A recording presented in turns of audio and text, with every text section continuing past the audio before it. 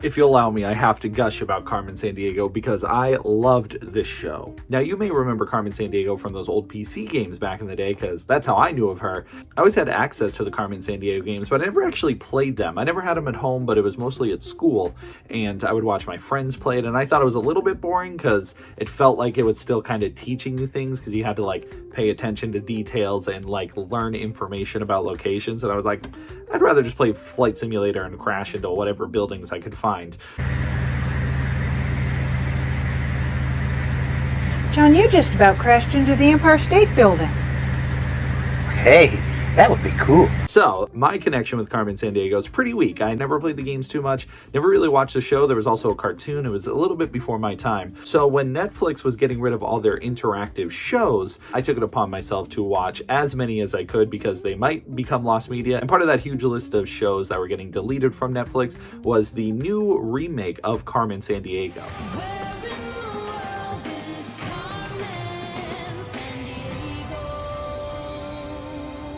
I never really gave the show a second thought. I thought the animation was cool and I knew it existed, but beyond that I was like, man, it's a kid's show, and a lot of those you tend to write off just because kid shows. Sometimes you never know if they're going to be good or bad, but I have too many other things to watch. I put on the special and immediately fell in love with the show. Now, the problem with this is the special takes place between season 2 and 3 of the show, and so all these characters are established, all these relationships are there, all these locations have been visited, so there's a lot of callbacks to the series throughout that point. So jumping in right in the middle, I was very confused, but it was actually kind of easy to pick up at least, who the villains were, who the good guys were, what Carmen was like. So it was a cool taste of the series, but a weird time to jump in. After finishing that, I was very much super interested in watching the series, and fast forward a couple months to the 30 for 30 challenge. I wanted to watch 30 TV shows, so Carmen Sandiego is definitely one on that list, and I am so happy that it was as good as it was. One of the first things you'll notice, of course, is the animation. I think it is very unique, a very unique style, also super fitting for the type of show it is. And if you have no idea what the story of Carmen Sandiego is, essentially the story of this thief who goes around stealing from other thieves to save the world from Vile, which is this evil organization trying to control the world, but from the shadows. Being a master thief, Carmen is blamed for many thefts that happen throughout the series, and of course she is innocent and is just trying to do the right thing, but the police don't think that.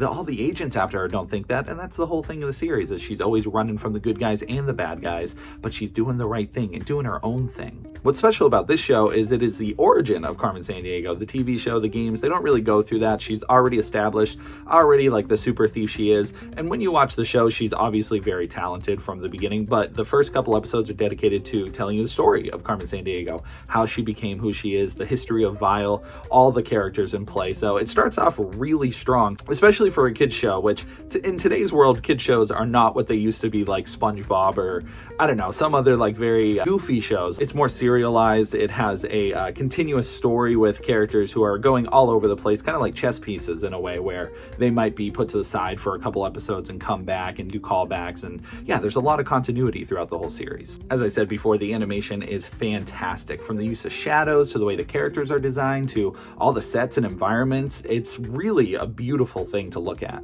I also thought the voice acting was really well done, specifically Gina Rodriguez, who is the voice of Carmen, a perfect match for the type of character she was, with a little mysterious but a little bit of honesty. I don't know, she felt like she really was just Carmen Sandiego. Paper Star, I see you haven't lost your touch.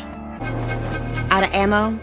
That'll teach you to litter. I won't deny, everybody who voice acted in it did a really good job. The story itself was super strong. Every episode was interesting. You had a couple villain of the week type stories where you would see similar villains show up episode after episode, and there wasn't really any influence on the main story, the overall plot going on, but it was nice to see just little capers here and there. I would almost equate it to feeling like the Mummy movies or Sly Cooper game, where it is like, it's fun, it's stylish, the characters are all very good at what they're doing and are very confident and having a lot of fun. Everyone's having fun, even though there's a lot of serious things at stake. It's just fun for the viewer to go along on these crazy heists and almost like action movies. And speaking of action, this show is loaded with so many really cool action sequences, whether it's, more of like parkour style action or just straight up fisticuffs. There are many fights, which actually took me by surprise. Being a kid's show and all, I expected very simple fights where it's like a couple punches here and there, but I mean, Carmen's kicking people, everyone's fighting each other, the villains, it's like a brawl. The choreography was next level. There are 2 episodes in particular, one where there's a new villain introduced, Paper Star. There's really cool interaction where Paper Star is throwing all these shurikens, that's like her special ability because everyone has to have one,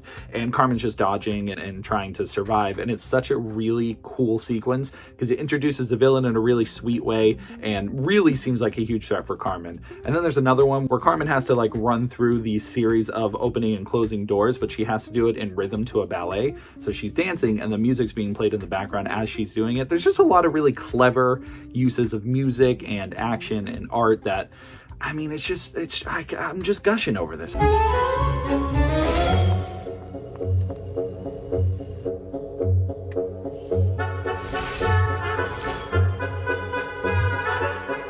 Mostly because it was a surprise. I never thought I would like fall in love with the show as hard as I have with this, and it's just such a fun ride all the way through. I'd easily give the show a 10 out of 10. I mean, every aspect. I can't think of a moment where I was like, man, this is boring, or like I got bored with it.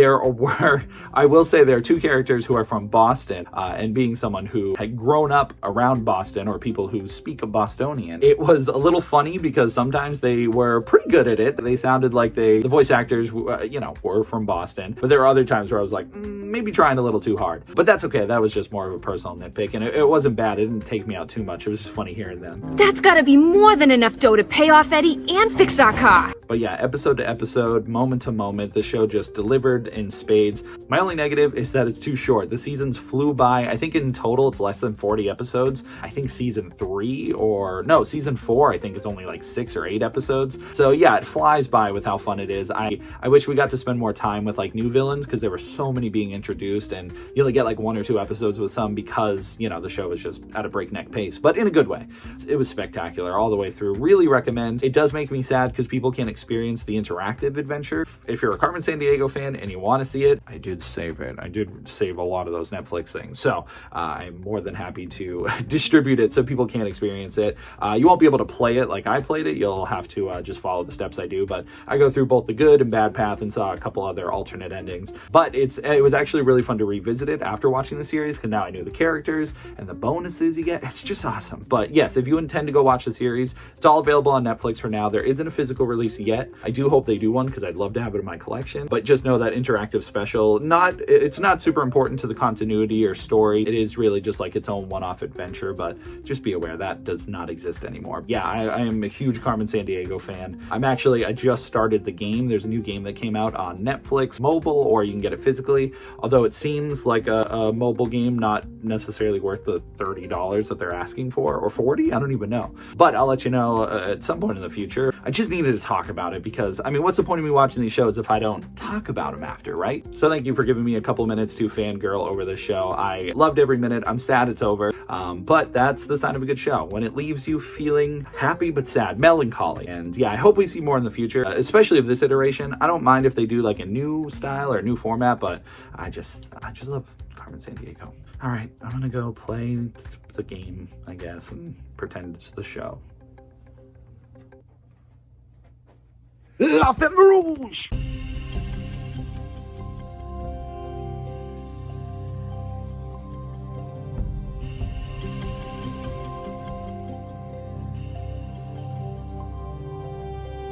I know a slogan that will work perfectly as soon as we steal it. Tell me where in time is Carmen Sandiego. Stop her crime and solve this mystery.